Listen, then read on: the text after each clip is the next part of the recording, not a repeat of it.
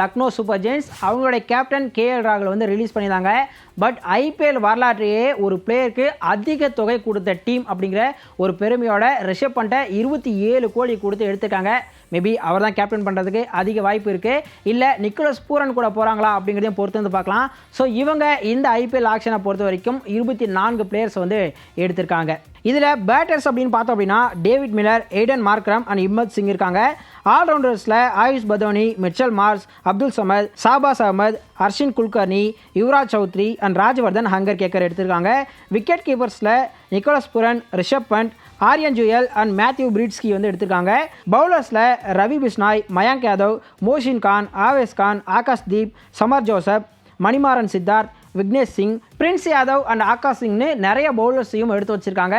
இவங்களுடைய மிகப்பெரிய பலம் அப்படின்னா அது கண்டிப்பாக ரிஷப் பண்டோட வருகை அப்படி சொல்லலாம். ஏன்னா ரிஷப் பண்டோடைய பேட்டிங் அண்ட் விக்கெட் கீப்பிங்கை தவிர ஒரு நல்ல கேப்டனாகவும் டெல்லியை வந்து வழி நடத்தியிருக்காரு. ஸோ அது இவங்களுக்கு ரொம்பவே ஹெல்ப்ஃபுல்லாக இருக்கும். அது மட்டும் இல்லாமல் ஒரு மிகப்பெரிய ஒரு பிராண்ட் வேல்யூ வந்து எல்எஸ்ஜிக்கு வந்து இவர் மூலமாக கிடைக்கும் அப்படின்னு எதிர்பார்க்கலாம்.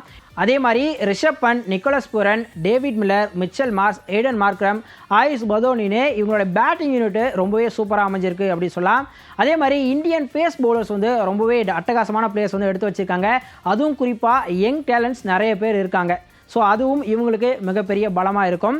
இவங்களுடைய பலவீனம் அப்படின்னு பார்த்தோம் அப்படின்னா ஃபாஸ்ட் பவுலிங் யூனிட்டில் லீட் பண்ணக்கூடிய பவுலர்ஸ் அப்படின்னு யாருமே இல்லை. ஃபாரின் ஃபாஸ்ட் பவுலர் அப்படின்னு பார்த்தோம் அப்படின்னா சமர் ஜோசப் மட்டும்தான் இருக்கார்.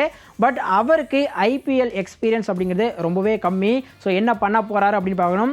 இன்னொரு பக்கம் இந்தியன் பேஸ் பவுலர்ஸை பொறுத்த வரைக்கும் மோஷின் கான், மயங்க் யாதவ், ஆவேஸ் கான் ஒரு யங் பவுலர்ஸாக தான் இருக்காங்க. ஸோ இவங்க என்ன பண்ண போகிறாங்க அப்படிங்கிறதும் பொறுத்துன்னு தான் பார்க்கணும். ஸோ ஒட்டுமொத்தமாக இந்த டீம் கொஞ்சம் டீசெண்டான பைஸ் வந்து எடுத்திருக்காங்க. அதே மாதிரி இவங்களுக்கு இன்னொரு பிரச்சனை என்ன அப்படின்னாக்க ஓப்பனிங் வந்து இன்னும் செட் ஆகலை. So Markram and Mitchell Marsh வச்சு தான் போகிறாங்களா அப்படிங்கிறத பொறுத்து வந்து பார்க்கணும். ஏன்னா இந்தியன் பேட்ஸ்மேன்ஸ் வந்து ஓப்பனிங் ஆடக்கூடிய எந்த ஒரு பிளேயரையும் வந்து இவங்க வந்து எடுக்காம விட்டது இவங்களுக்கு ஒரு மைனஸாக இருக்கும் அப்படின்னு எதிர்பார்க்கப்படுது.